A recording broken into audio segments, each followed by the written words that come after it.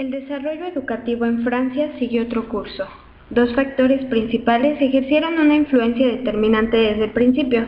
El primero, la centralización de la educación por Napoleón dentro de la Universidad Imperial. El segundo, la ideología de la igualdad revolucionaria. Francia, como Gran Bretaña, se estaba industrializando y urbanizando velozmente y también aumentaba de población, pero la marcha del cambio no era tan rápida como en Gran Bretaña.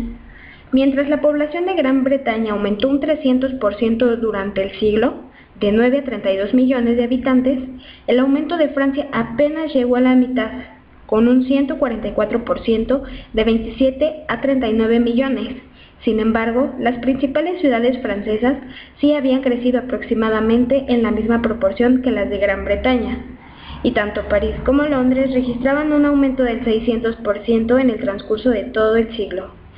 Pero el tamaño de París en 1900 era solamente la mitad del de Londres.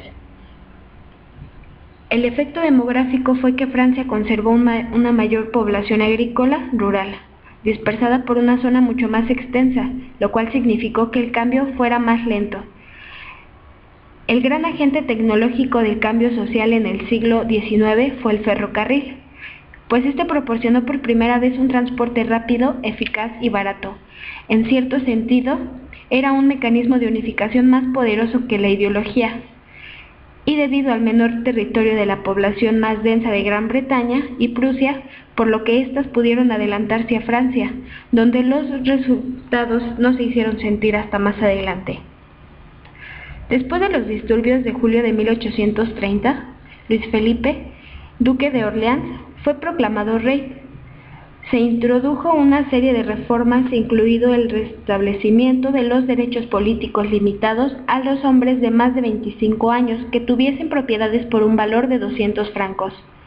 El Parlamento de la Ley Guizot del 28 de junio de 1833, que confería al padre autoridad y responsabilidad sobre la familia y su educación religiosa, daba al sacerdote de la parroquia el derecho a supervisar la educación escolar de los niños y, para asegurar esto, obligaba a cada comuna a proporcionar escuela elemental, en la que había que admitir gratuitamente a los niños indigentes.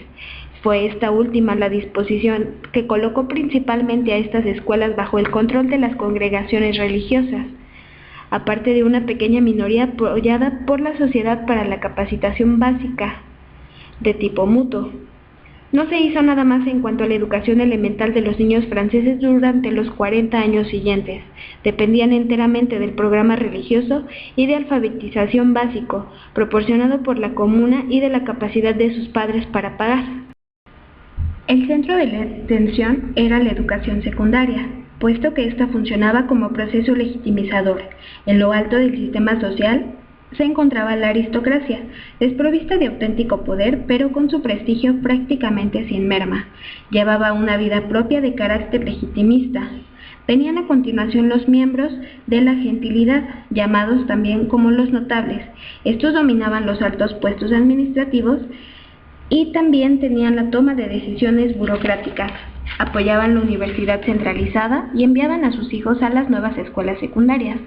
En un tercer nivel estaban las clases medias, en la que entraban personas tales como los profesionales asalariados y los profesores superiores de la escuela secundaria, colegios y academias.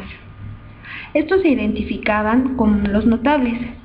Debajo estaban los artesanos cualificados y, por debajo de estos, los trabajadores urbanos rurales no cualificados. La escuela secundaria era el área de interés y conflicto dominada por las luchas entre la Iglesia y el Estado, en la que los jesuitas desempeñaban su papel tradicional. Cuando fueron restablecidos los jesuitas del 7 de agosto de 1814, se limitó a 11 el número de sus colegios y se les prohibió vestir su hábito distintivo o utilizar el nombre de la compañía. Su colegio conservó el programa de 10 años y a partir de los 8 años de edad del niño, aunque poco, habían reformado algo su currículum según un plan de estudios. El latín siguió constituyendo la base de los estudios que llevaba, luego el griego y el francés. Había además filosofía, algo de historia, geografía y matemáticas. Después de los disturbios de julio y durante los siguientes 18 años hasta la Gran Revolución de 1848, los jesuitas, considerados como los ultramontanistas y enemigos del Estado, fueron obligados a exilarse y se reinstalaron en un colegio en España, 2 en Saboya, 3 en Suiza y 1 en Bélgica. La oportunidad para los jesuitas de regresar a Francia vino en 1850, cuando la ley Follot dispuso lo que parecía un compromiso factible entre los católicos conservadores, por una parte, y la coalición de gallicanos liberales y anticlericales, por otra. De 1830 a 1850 se mantuvo la educación secundaria en una situación estable. 1848, fecha en la que había 48 escuelas secundarias napoleónicas, 312 colegios municipales y 1016 escuelas privadas conservadoras y a menudo abiertamente católicas. Además, diversas congregaciones y órdenes dirigían 127 pequeños seminarios. En todas las escuelas dominaban los idiomas clásicos y se hacían esfuerzos por mantener el control burgués. La revolución trajo un gobierno más liberal y el nuevo ministro de Educación, Hippolyte Carnot, intentó liberalizar la educación con un proyecto de ley en favor de la educación elemental obligatoria y gratuita para todos los niños y las niñas, así como desarrollar un sistema más republicano de escuelas igualitarias. Sin embargo, no llegó lejos, puesto que a finales de 1848 fue nombrado ministro para la Educación Armando de Fallux, quien apoyó a la Iglesia más que a ninguna otra ley, favoreció a las congregaciones, puso escuelas comunales bajo el control decidido de los curas y cerró escuelas normales. El objetivo general de la ley Fallux era contrarrestar el socialismo con un apoyo a la religión y al currículum tradicional. En 1850, Luis Napoleón puso fin a la Segunda República y se declaró a sí mismo emperador del Segundo Imperio, con lo que Francia entró en una era tranquila hasta la Tercera Gran Revolución del siglo, en 1870.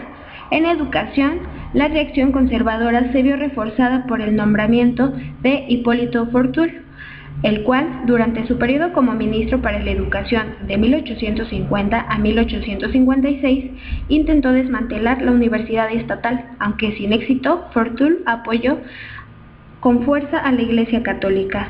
Los jesuitas volvieron una vez más y los obispos pidieron a la compañía que se establecieran escuelas, con su objetivo de producir el poder acabado de la expresión.